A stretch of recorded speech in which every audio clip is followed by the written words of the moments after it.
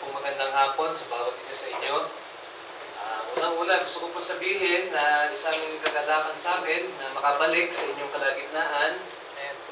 2 taon na yata Yung huli kong punta rito, 2 taon na nakakalipas. Sabi ni Pastor Boy, ni Pastor Joel, Pastor, di ka na pumupunta ron Ba't naman? Sana makapunta ka naman dun sa amin. Tagal-tagal mo nang di pumupunta ron Para bang may tono na nagtatampo na sila. Ba't di ako pumupunta? Ngayon naman pumunta ako, wala naman pala sila rito. Buksan po natin sa... Nung huli ko nagpunta dito, nasa John chapter 2 John chapter 2, huli ko pinreach dito noon. John chapter 2:23. May nakaalala pa sa inyo, may na-meet ako sa Day of Prayer and Fasting. Sabi niya, Pastor, nung huli ka nando, sabi niya, naalala ko pa pinreach nyo, John chapter 2, verse 23 yata yun. Ngayon po, buksan natin sa John 15. Ganun na po katagal. Wala ako rito. Nasa John 15 na kami. John 2 pa nun 2 taon na yun John 15 tayo. 1 kapitulo 15. At ang tatalakayin lang po natin ay talata 1 hanggang talata 8. Talata 1 hanggang talata 8. Sabi po dito sa 1:15, ako ang tunay na puno ng ubas at ang aking ama ang tagapag-alaga. Ang bawat sanga sa akin na hindi nagbubunga ay inaalis niya. At ang bawat sanga na nagbubunga ay nililinis niya upang lalong magbunga. Kayo'y malilinis na sa pamamagitan ng salita na aking sinabi sa inyo. Kayo'y manatili sa akin at ako'y sa inyo. Gaya ng sanga na hindi magbubunga buhat sa kanyang sarili, malibang nakakabit sa puno, gayon din naman kayo, malibang kayo'y manatili sa akin. Ako ang puno ng ubas. Kayo ang mga sanga, ang nananatili sa akin at ako'y sa kanya ay siyang nagbubunga ng marami. Sapagkat kung kayo'y hiwalay sa akin, ay wala kayong magagawa. Kung ang sino man ay hindi manatili sa akin, siya'y itatapong katulad ng sanga at matutuyo. At sila ay titipunin at ihahagi sa apoy at masusunog.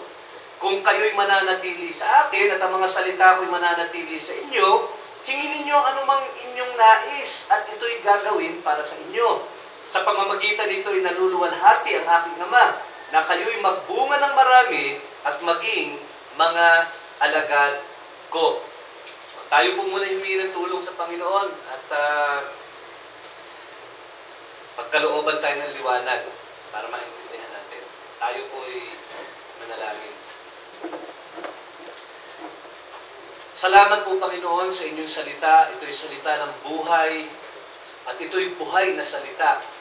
Kaya niyong bigyan ng kapangyarihan sa amin na ito'y hindi lang mananatili sa aming isip na mauunawaan namin sa silid na ito, kundi may kapangyarihang maisagawa at ilapat sa aming mga buhay. Kaya tinihiling namin, mangusap kayo, Panginoon, sa mga pamamagitan ng mga katagang ito na may baong kaming karagdagang salita maliban sa narinig namin kaninang umaga upang mapalakas kami sa pagharap namin sa isa na naman linggo.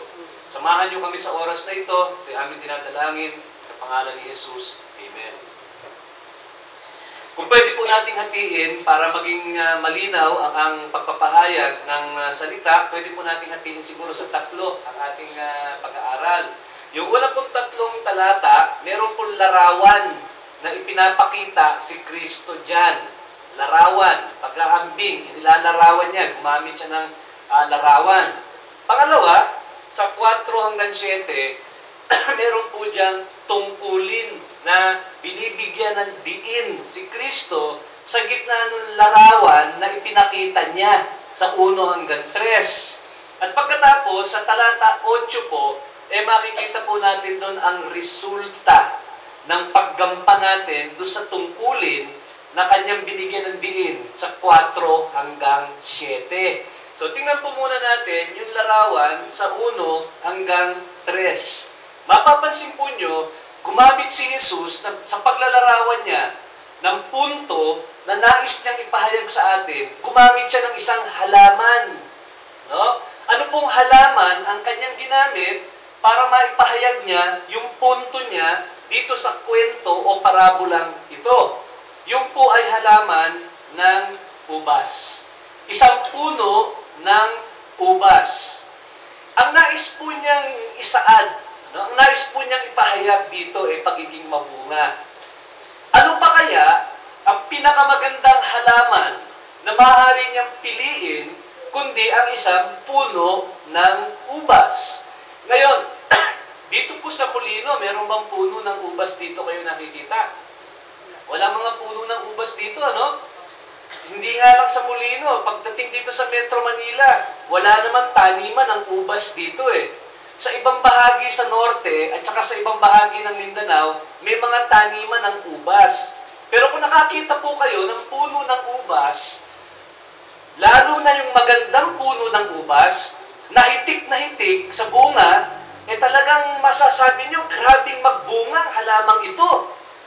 Sa isang tangkay na ganun, 50, 70 piraso ng ubas ang makikita nyo. Kaya kung gusto nyo ng halaman na maglalarawan ng pagiging mabunga, ano pa kaya pipiliin nyo kundi halaman ng ubas? Diba? Kasi kung piliin nyo halaman ng pinya, ilan ang bunga nun? Pangit. Isang bunga lang eh, no? Siguro pinakamalapit sa atin dito, lansones, no? Sa ubas. Kasi ang dami rin. Hitik din sa bunga ang lansones. Kaya yun ang ginamit ni Kristo. Kasi yung pagiging mabungan, tema eh. Nitong 8 talatang ito eh.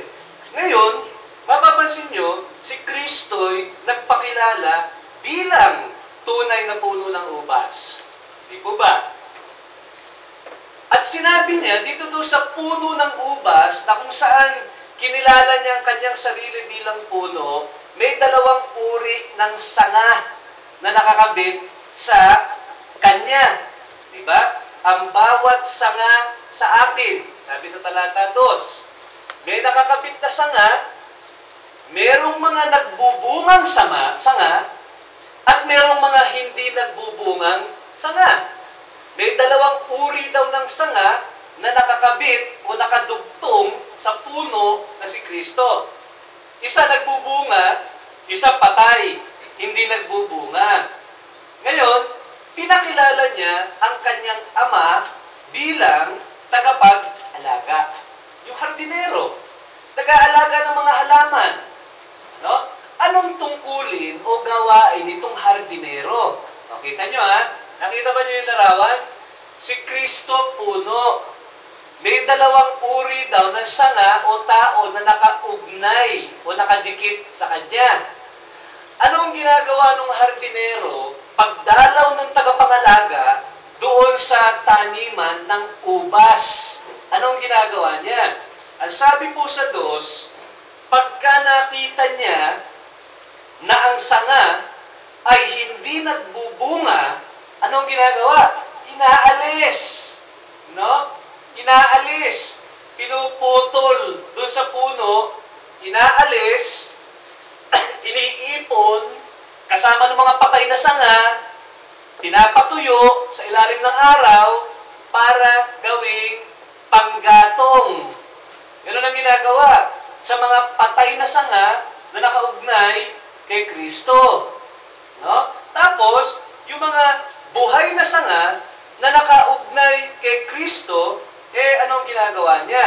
Nililinis niya upang lalong magbunga. Meron po ba magsasaka dito? Walang galing sa probinsya na nagsasaka. Kasi may mga punong kahoy na kailangan linisin. Meron kami lansones sa Bulacan. Ano? Alam niyo, nililiha pa yun eh. Nililiha pa para kuminis, para mas mabilis daw lumabas yung mga mga bunga doon sa puno ng lansones. Hindi basta ang isang sanga nagbunga ng isang taon, hindi mo nagagalawin. Kailangan din, kung gusto mong mas maraming bunga daw, kailangan linisin yung sanga upang lalong magbunga. Yan ang trabaho ng hardinero o tagapangalaga ng taniman. na yan po ang larawang pinapakita sa atin dyan. Si Jesus ang puno, may mga sanga, at merong tagapangalaga. Ngayon, may apat na bagay po tayong mapapansin doon sa binanggit ni Kristo na yon. No? Unang-una po, pansinin nyo, hindi lang po sinabi ni Kristo na siya ang puno ng ubas. May napapansin ba kayong siningit na kataga ni Kristo bago yung salitang puno ng ubas? Ang nilagay po ni Kristo dyan, siya ang tunay na puno ng ubas. Siya ang tunay.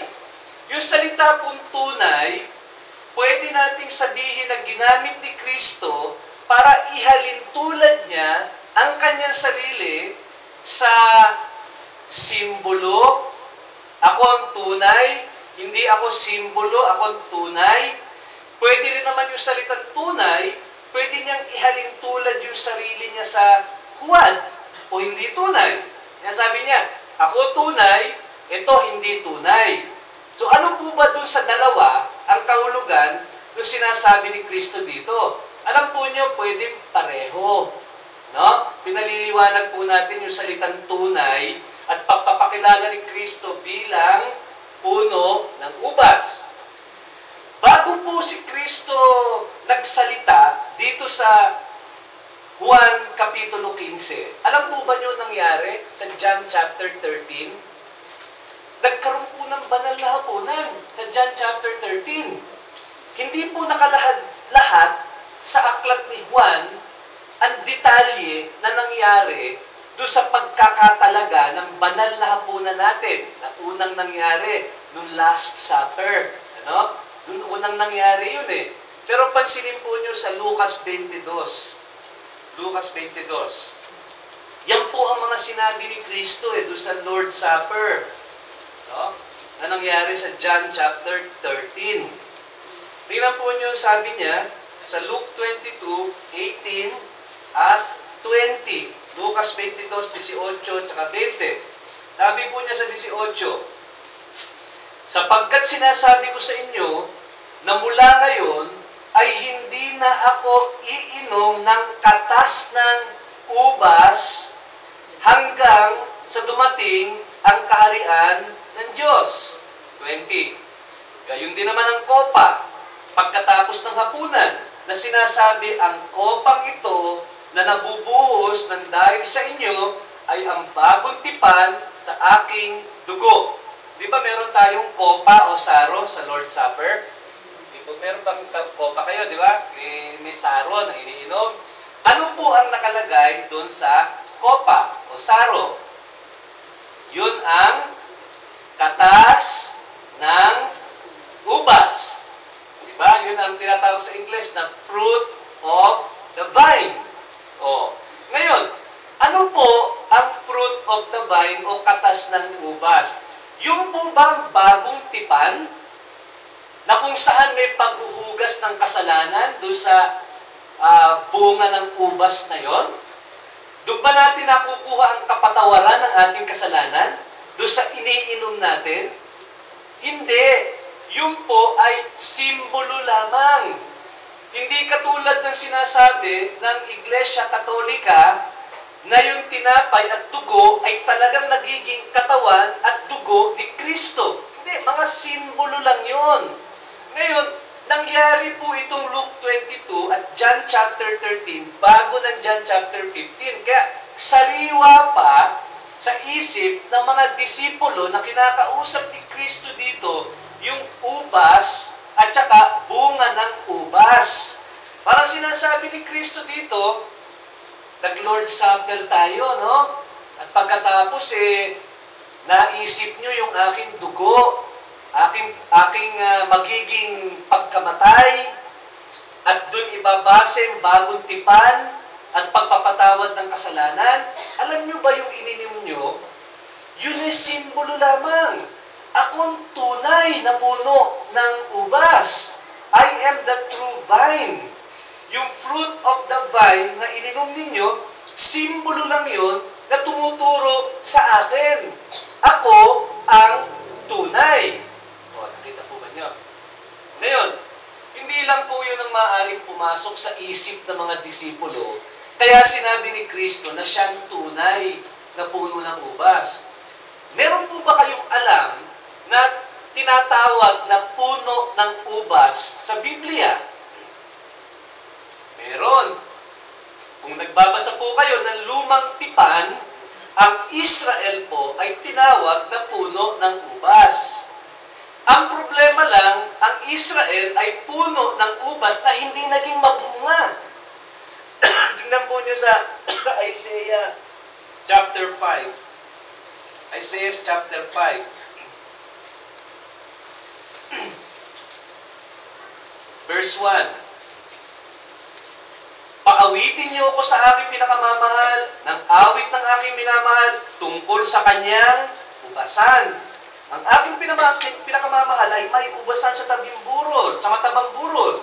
Kanyang binungkal yun, at inalisan ng bato, tinamnan ng piling puno ng ubas. Maganda, no? Nagtayo siya ng isang toreng bantayan sa gitna noon, humukay doon ng isang pisaan ng ubas. Kanyang hinintay na magbunga ng ubas. Ngunit, nagbunga ito ng ligaw na ubas. Ibig sabihin, ubas na walang kwenta ang nilabas nung alaga ng Diyos na puno na noon ay tumutukoy sa Israel. Tayo siguro, kung si Kristo kinakausap tayo ngayon at sinabi niyang, I am the true vine, wala tayong ma-associate doon sa salitang vine. Hindi po yung mga Hudyo na kausap niya. Unang-una, Lord Supper lang nila na sinabi ni Kristo, this is the fruit of the vine. Pangalawa, sila yung mga Hudyo na kung saan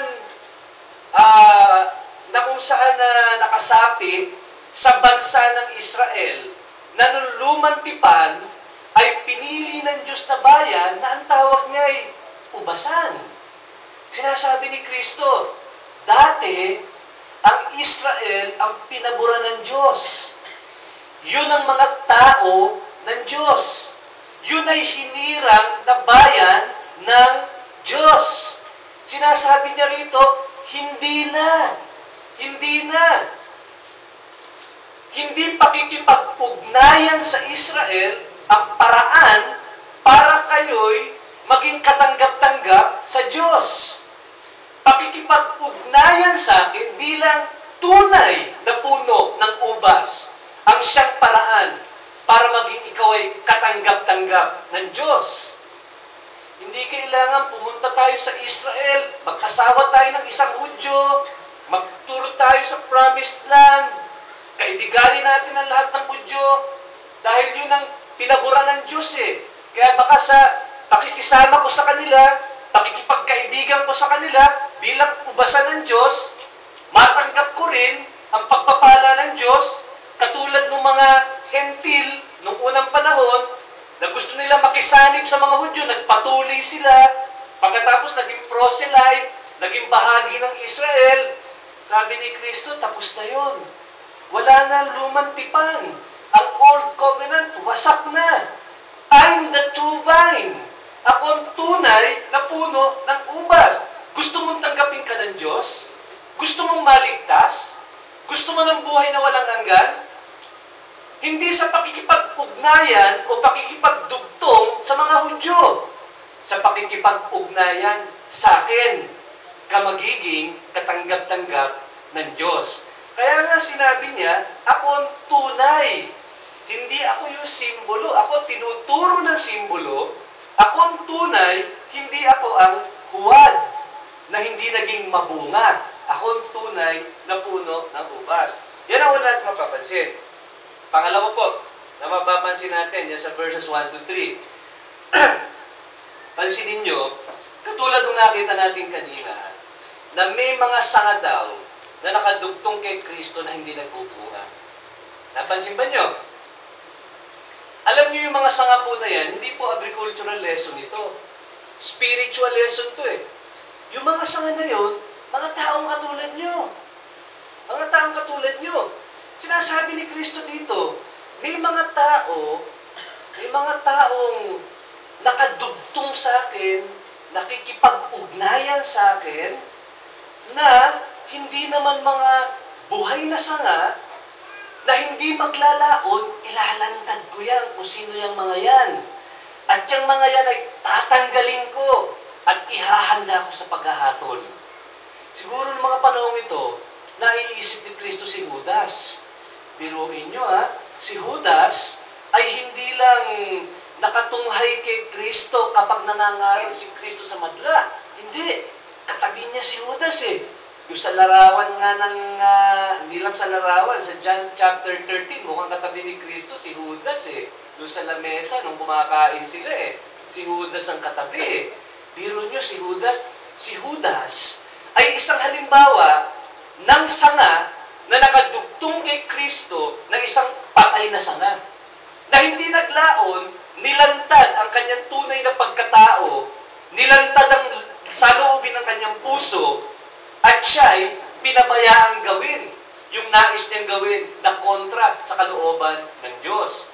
Mga kapatid at mga kaibigan, sana wala akong kinakausap dito na nakadugtong lang kay Kristo, kumbaga sa labas. Mga patay na sanga. Ito mga patay na sangang ito, nakadugtong sila kay Kristo, ibig sabihin, makikita mo rin sila sa church Nakikita mo sila. Makikita mo sila nagbabasa ng Bible. Makikita mo silang dumadalo sa Bible study. Makikita mo silang dumadalo sa prayer meeting. Baka minsan nananalangin pa sila Pero alam nila, sa loob ng kanilang puso, na sila'y patay na sanga. At hindi maglalaon, sila'y ilalantad ng Diyos Ama bilang tagapangalaga ng ubasan. At alam niyong kung paano malalaman kung sino patay na sanga at buhay na sanga? Ano po ba sinasabi dito? Yung patay na sanga, walang bunga. Yung buhay na sanga, may bunga. Paano mabubunga ang patay na sanga? Hindi nakakatanggap ng sustansya mula doon sa puno. Wala siyang bunga. Wala siyang bunga. Yung buhay na sanga, may bunga. Yung patay na sanga, walang bunga. Hindi mo makita ang bunga ng pananampalataya, ang bunga ng pagbabago, ang bunga ng pagsisisi, ang bunga ng paghingi ng tawad, ang bunga ng banal na spirito. Hindi mo makita sa kanila. Pero nakikita sa church. At nakikita may hawak na Bible. Kasi nakadugtong kay Kristo, sabi niya maraming dudugtong sa akin na hindi tunay. Yun ang sabi ni Kristo dito. Pero may tagapangalaga na lahat ng mga patay na sanga, tatanggalin. Hindi maglalaon. Pagbisita ng hardinero, tatanggalin yun. Nakakatakot yun Di ba kayo natatakot sa Mateo 7:21 hanggang 23? Siguro alam nyo na yung talatang yun no?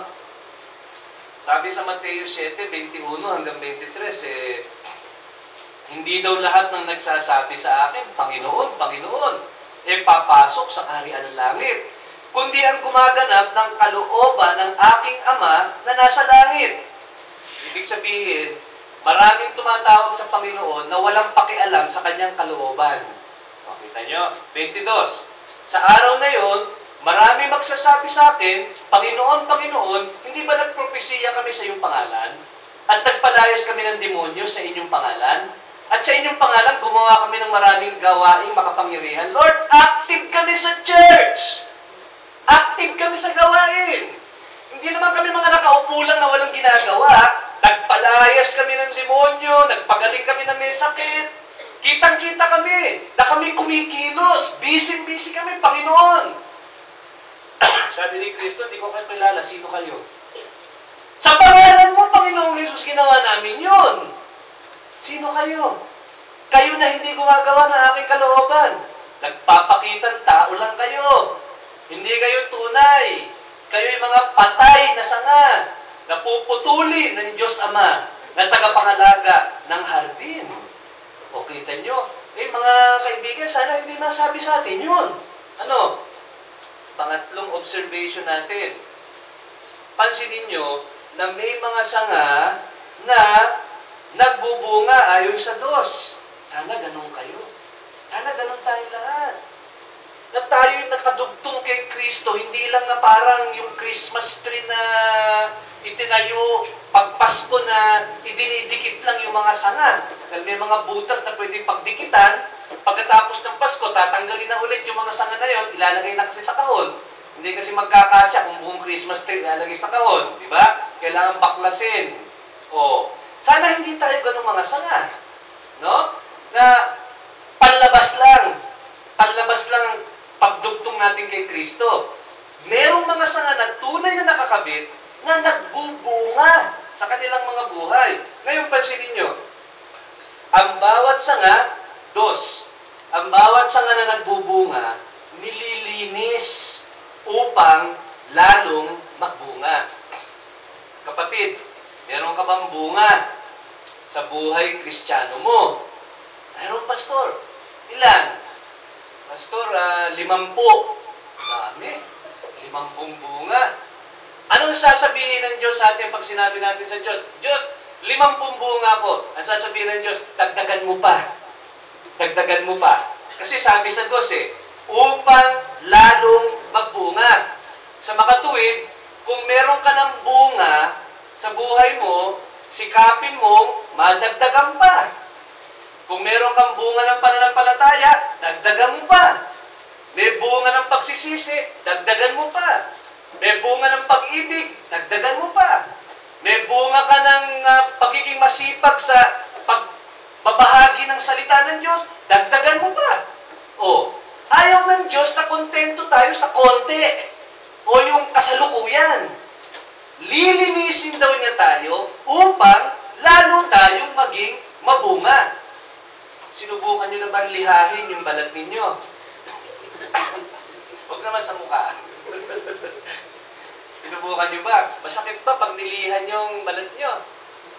Yun ang sabi dito Lilinisin daw niya Ganun ang ginagawa sa puno na nililihi. No? Kung kukunti lang yung puno, lilihahin yun. Mas maganda yung labas ng mga sanga na magbubunga nakatanggap na ba kayo ng pagliliha galing sa Diyos? Oo. Hindi ba nakatanggap kayo ng mga masasakit na pagsubok? Ang sinasabi dito, minsan daw, dinadalan ng Diyos Ama yung mga alagad ni Kristo ng masasakit na pagsubok na ang layunin, linisin sila. Tanggalin yung mga dumi sa kanilang katawan na hindi lumalabas yung bunga na dapat lumabas para maging makinis at madaling lumabas ang karagdagang bunga. Kailangan minsan ng masakit na pagsubok, kailangan minsan ng pagpapalo, kailangan minsan ng pagtutuwid, kailangan minsan ng paglalantad ng kasalanan, nang sa gayon, mabigyan daan ang mabuting bunga. Paraan pala ng Diyos yun. Dahil gusto niya tayo lalong magbunga. Kaya magpasalamat din pala tayo sa pagsubok. Masakit lihahin lalo na kung liha ng Diyos ang ginamit. May mga masakit na pagsubok. Yan po, sabi sa Hebrews chapter 12, wala pong pagtatama na masarap. Pero, ang resulta, paglago sa kabanalan. Yung po pangatlong mapapansin. At pang-apat na mapapansin natin sa unang bahagi. Sabi po sa verse 3, sabi ni Kristo doon sa kanyang mga alagad, kayo, malilinis na sa pamamagitan ng salita na aking sinabi sa inyo. Hindi lang pala liha ginagamit. Yung salita rin ginagamit ng Diyos para linisin tayo sa ating mga karumihan. Yung mga apostol daw niya, sa narinig nilang ebanghelyo, nalinis na sila. Malinis na yung puso nila, pero kailangan pa rin silang patuloy na linisin para lalong lumago ang kanilang mga bunga. Okay, yan po ang larawan. Pangalawa, ang tungkulin. Ang tungkulin natin sa verse 4. Ano po ang tungkulin? Sabi sa verse 4, kayo'y manatili sa akin. Diba? At ako naman, mananatili sa inyo. Pansinin niyo po sa bandang huli. Malibang kayo'y manatili sa akin, hindi kayo magbubunga.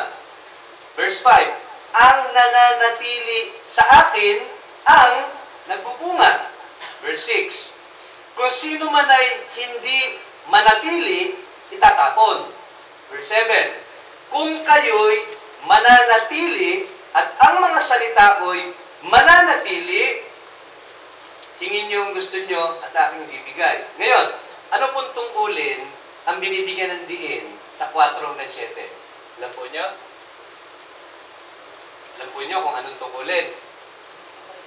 Ha? Nanatili. Di ba paulit-ulit ko nang sinabi, no? Oh. Bingi na lang, yung bingi na lang na ang hindi makakakuha kay Kristo nung sinasabi niya kung apostol tayo, no? Kasi paulit-ulit niya sinabi. Halos 8 beses niya sinabi, manatili kayo, pananatili, manatili. Lord, ano ba ibig mo sabihin? Hindi ba sinabi ko na manatili? Oh. Yan ang tungkulin ninyo. Ngayon, kaya ba natin kumapit dun sa puno ng ubas ng ating sariling lakas? Kaya ba niyong manatili sa inyong sariling lakas? Hindi niyo kaya. Kaya nga sabi ni Kristo sa talata 4, manatili kayo sa akin habang ako'y nananatili sa inyo. Kung tutuusin, akong nagdudugtong sa inyo sa akin. Akong nakakapit sa inyo na hindi kayo malaglag. Ako humahawak sa inyo. At kung magtatagal kayo hanggang araw ng paghahatol, hindi dahil malakas ang pagkapit nyo sa akin, kundi malakas ang pagkapit ko sa inyo. Ang daming beses gusto niyang bumitaw, no? Nagtukso, gustong bumitaw. Na-discourage, gustong bumitaw. Nanghina, gustong bumitaw. Nanlamig, gustong bumitaw. Nayaya ng barkada, gustong bumitaw. Nasilaw sa ginto o pera, gustong bumitaw. Kung hindi nakahawak si Kristo sa inyo, matagal na talaga tayong bumitaw, Kahit ako. Ano? Walang makakapunta sa langit sa pamamagitan ng kanyang pagkapit kay Kristo. Makakarating tayo sa langit dahil kumapit si Kristo sa atin at hindi tayo inagaw ng kaaway. Napakabilis nating matukso ng kaaway. Konting lang, ibibitaw tayo Hindi dapat ganon. Pero sinasabi ni Kristo dito, may tungkulin kayo. Ako, nakakapit sa inyo at hindi ko kayo binibitawan. Pero, kayo naman ay may tungkulin ding kumapit. Kayo'y manatili sa akin. At yung pananatiling ito, hindi lang pagkapit na parang nakadugtong ka lang ng mababaw. Ito'y pagkakaroon ng pinakamalapit na relasyon kay Kristo na kaya ninyo. Sa pagkatuwid mga kapatid, kung kayo'y magiging mabunga sa buhay pananampalataya nyo, hindi yun dahil 10 ang talento ninyo, magaling kayong kumanta, magaling kayong magsalita at mag-share ng gospel, pinalaki kayong masipag, kaya napakasipag nyo sa paglilingkod, di kayo tamad. Hindi dahil doon. Hindi dahil sa talento ninyo. Ang isang disipulo daw, nagiging mabunga kung siya'y nakadugtong ng malapit kay Kristo at ginagawa niyang tungkulin na manatili na ilapit ang sarili niya kay Kristo. Ang isang taong malayo kay Kristo, kahit na 100 ang kanyang kaloob, kahit na marami siyang talento, walang bunga yung taong yun. Kahit na gano'ng katalino, kahit na gano'ng karami alam sa Biblia, gano'ng kagaling magsalita, gano'ng kagaling umawit, gano'ng kasipag, hindi. Sinasabi ni Kristo dito, gaya ng sanga na hindi magbubunga buhat sa kanyang sarili. Buhat sa kanyang sariling lakas at talento. Malibang nakakabit sa puno at nananatili, gayon din kayo, malibang kayo'y manatili sa akin, wala kayong magagawa. Walang bunga na lalabas. Kaya nga mga kapatid, gusto ba niyong maging mabunga sa inyong buhay? Ang paraan at susi, hindi po magtiwala tayo sa galing ng kalooban natin. Kung gusto nating magamit sa kaharian ng Diyos, maging mabunga, yun ay darating kung tayo po'y malapit kay Kristo at nagpapahinga, nananatili tayo sa Kanya. Sa makatuwid, kinakausap po tayo sa ating buhay panalangin. Kinakausap tayo sa pagbabasa natin ng Kanyang salita. Kinakausap tayo pagdating sa ano bang pagtitiwala ang binibigay natin kay Kristo sa oras ng pagsubok. Kinakausap tayo sa gaano kalakas tayong kumapit sa pangako niya. sa gitna ng mga hamon ng buhay, yung po ang sukatan Yung pananatili kay Kristo, pananatili sa isang buhay na ugnayan sa Kanya, yun po ang paraan para ikaw ay maging mabunga at may silbi sa kaharian ng Diyos. Abiding in Christ is the key to fruitfulness. At taong nananatili kay Kristo, binibigyan ni Kristo ng lakas at biyaya para maging mabunga. Tingnan po niyo Pilipos 4:13. Ano po sinabi ni Pablo? Sa Pilipos 4:13.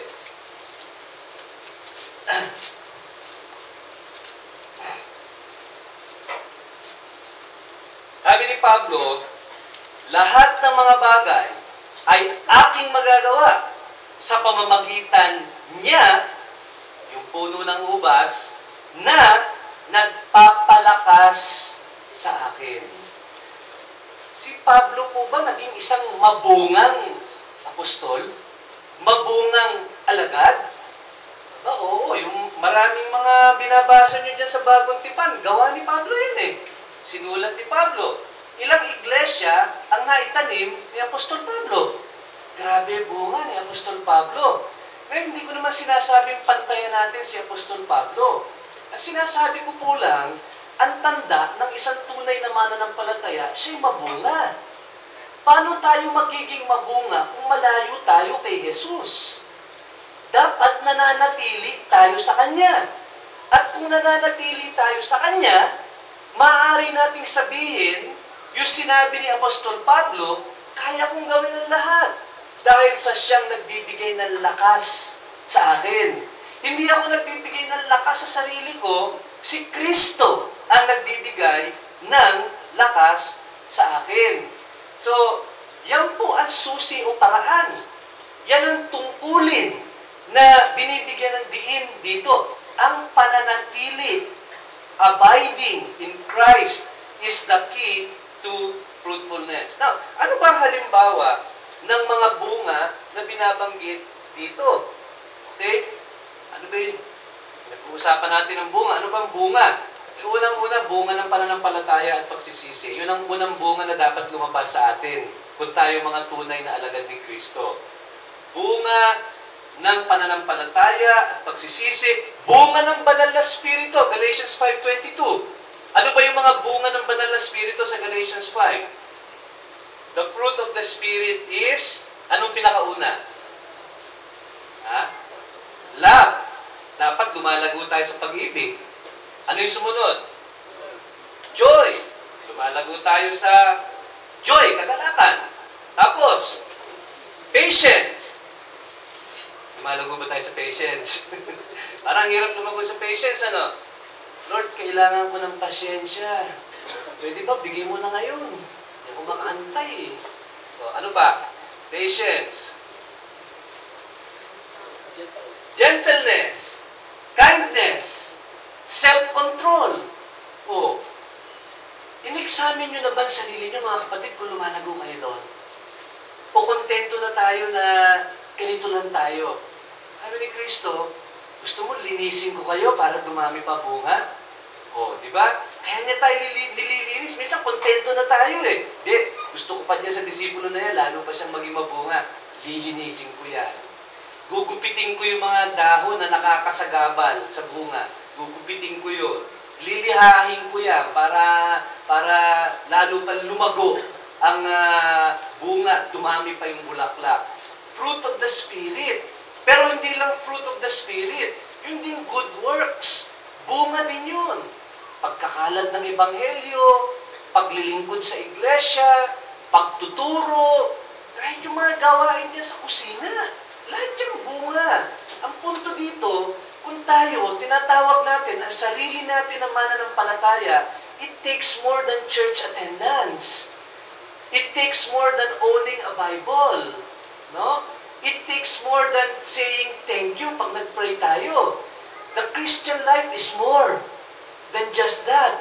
No? God wants us to bear fruit and to bear fruit abundantly. And sometimes He uses trial for us to bear more fruit. Pero our responsibility is to abide in Him. Manatiling nakadikit sa Kanya. At sinasabi niya rito, kung ganon, tayo'y magiging mabunga. Ngayon, ano ang sabi niya doon sa mga hindi magbubunga? O, tingnan niyo po ang talata 6. Kung ang sino man ay hindi mananatili sa akin, siya'y itatapon katulad ng sanga at matutuyo at sila'y titipunin at ihahagis sa apoy at masusunog. Gusto niyo ba maging sanga na ganun?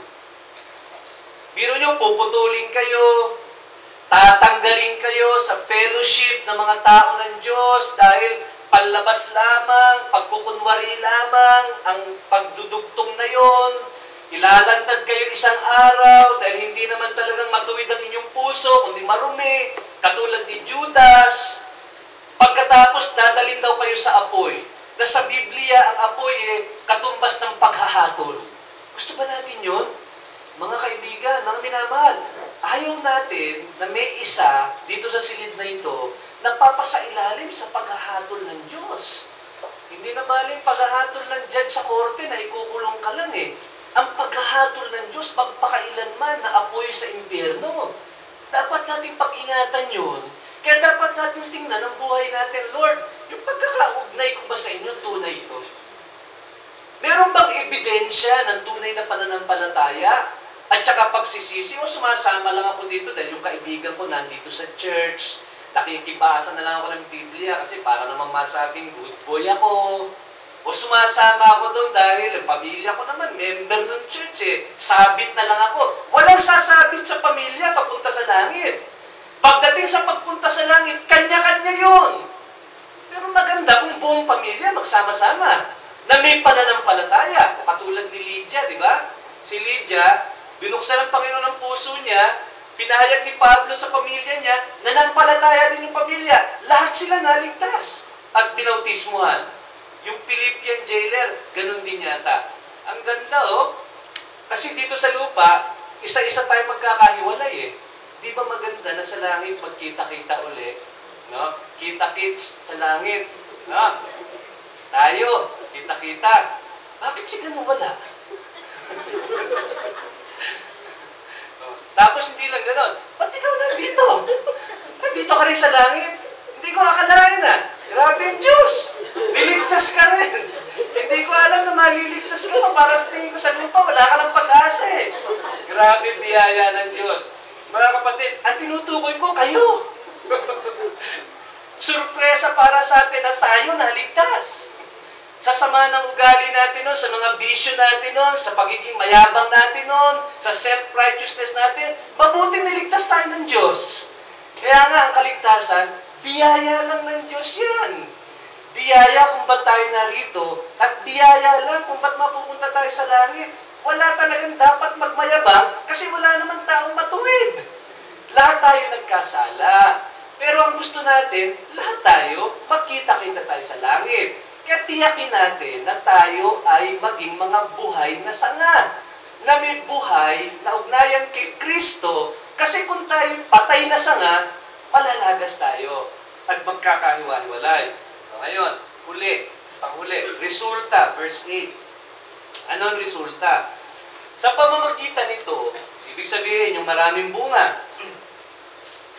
Naluluwalhati ang aking Ama na kayo'y magbunga ng marami at maging mga alagad ko.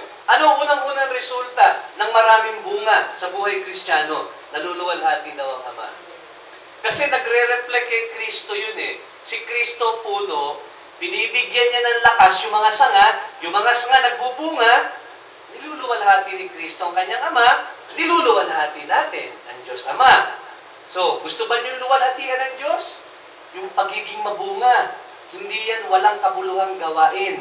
Naluluwalhati ang Diyos doon.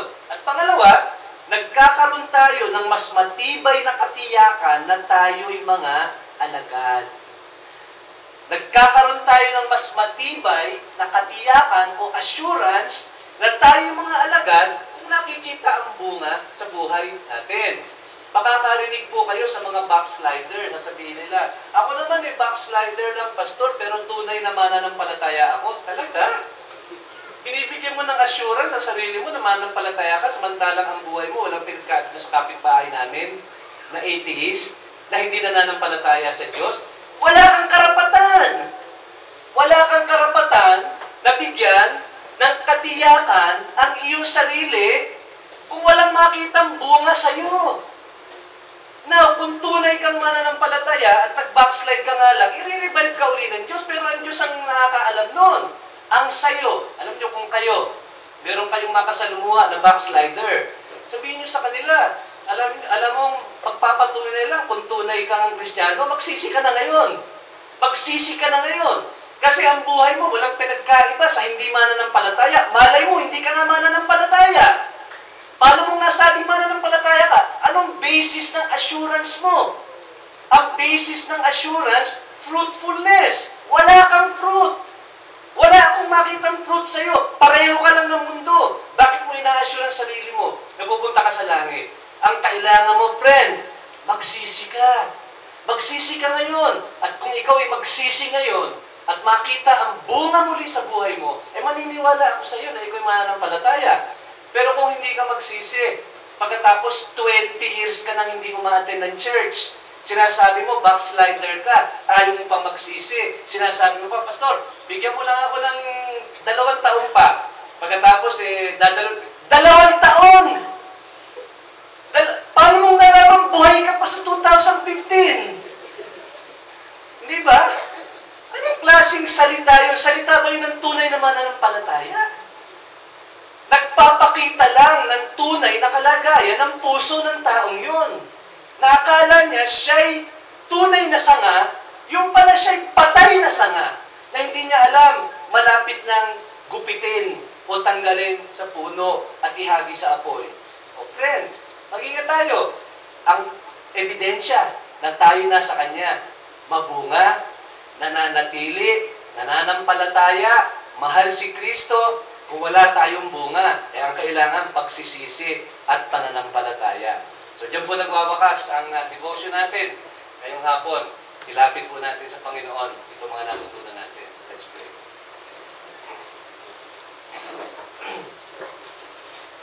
Salamat po, Panginoon, sa pahayag ni Kristo na siyang tunay na puno ng ubas at ang kanyang ama ang siyang tagapangalaga ng hardin. Lord, hinihiling namin na sana nga lahat ng nasa silid na ito ay maging tunay na sanga at hindi yung patay na sanga na puputulin dahil ang nilalaman ng puso ay kasalanan at walang pagsisisi. Hinihiling namin na sana lahat ay maging mabunga, manatili kay Kristo at magpakita ng pagpapatibay na sila'y mga tunay na mananampalataya. Isulat niyo ang mga salitang narinig namin sa puso ng bawat isa. Ito'y aming dalangin sa pangalan ni Jesus. Amen.